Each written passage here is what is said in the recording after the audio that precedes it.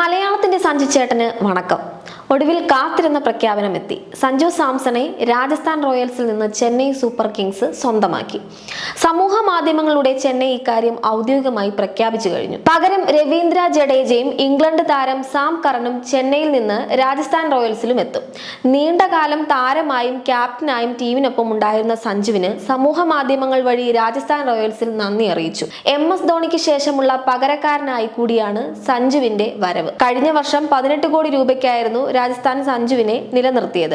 ജഡേജയും കർണും ചേരുന്നതോടെ രാജസ്ഥാന് കൂടുതൽ നേട്ടം ലഭിക്കുമെന്നാണ് കണക്കുകൂട്ടൽ. ജഡേജയുടെയും സഞ്ജുവിന്റെയും പ്രതിഫലം 18 കോടി വീതമാണ്. 2.4 കോടി രൂപയ്ക്കാണ് കറൻ റോയൽസിലെത്തുന്നത്. 2021 മുതൽ സഞ്ജു രാജസ്ഥാൻ ക്യാപ്റ്റനാണ്. ആ വർഷം രാജസ്ഥാനെ ഫൈനലിൽ എത്തിക്കുകയും ചെയ്തു. കൊൽക്കത്ത നൈറ്റ് റൈഡേഴ്സിലൂടെ IPL അരങ്ങേറ്റം കുറിച്ച സഞ്ജു 2013 രാജസ്ഥാനിൽ എത്തുന്നത്. പിന്നീട് 2 സീസണുകളിൽ ഡൽഹി ഡെയർഡെവിൾസ് താരമായിരുന്നു. 2018 വീണ്ടും രാജസ്ഥാനിലെത്തി. ജഡേജയ്ക്ക് പകരം ഒരു സ്പിൻ ബൗളിംഗ് ഓൾറൗണ്ടറെയും മധ്യനിരയിൽ ഒരു വിദേശ കളിക്കാരനെയും CSKക്ക് വാങ്ങണം.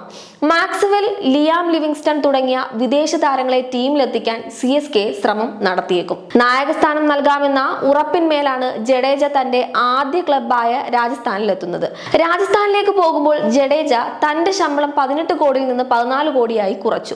ജഡേജയുടെ IPLൽ ക്യാപ്റ്റൻസി റെക്കോർഡുകൾ മോശമാണ്. 2002 ചെന്നൈ സൂപ്പർ കിങ്സിന്റെ നായക സ്ഥാനം ധോണിയിൽ നിന്ന് ഏറ്റെടുത്ത ജഡേജയ്ക്ക് 8 മത്സരങ്ങളിൽ 2 മാത്രമാണ് ടീമിനെ വിജയിപ്പിക്കാനായത്. തുടർന്ന് ജഡേജ ക്യാപ്റ്റൻ സ്ഥാനം ധോണിക്ക് തന്നെ കൈമാറി. കഴിഞ്ഞ സീസണിൽ സഞ്ജുവിന് പരിക്കേറ്റപ്പോൾ റിയാൻ പരാഗാണ് ക്യാപ്റ്റനായത്. എന്നാൽ ടീമിന്റെ മോശം പ്രകടനം കാരണം പ്ലേ ഓഫ് പോലും കാണാനായില്ല. സഞ്ജു ടീം വിട്ടെങ്കിലും പരാഗിനെ ക്യാപ്റ്റനാക്കാൻ സാധ്യത കുറവാണ്. യശസ്വി ജയ്സ്വാളിനെ ധ്രുവ് ജുറേലിനോ ആകും രാജസ്ഥാൻ നായക സ്ഥാനത്തേക്ക് ആദ്യ പരിഗണന നൽകുകയെന്നും റിപ്പോർട്ടുകൾ ഉണ്ടായിരുന്നു. ജഡേജ എത്തുന്നതോടെ ക്യാപ്റ്റൻ സ്ഥാനം താരത്തിന് തന്നെ കൈമാറിയേക്കും. നിലവിലെ വിദേശ താരങ്ങളിൽ ഒരാളെ ഒഴിവാക്കാതെ ഇംഗ്ലണ്ട് ഓൾറൗണ്ടറായ സാം കറനെ ടീമിൽ ഉൾപ്പെടുത്താൻ രാജസ്ഥാന് കഴിയുമായിരുന്നില്ല.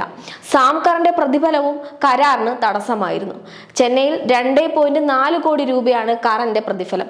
എന്നാൽ ഈ നീക്കത്തിന് BCCI അനുമതി നൽകിയതോടെയാണ് താരം രാജസ്ഥാനിൽ എത്തിയത്.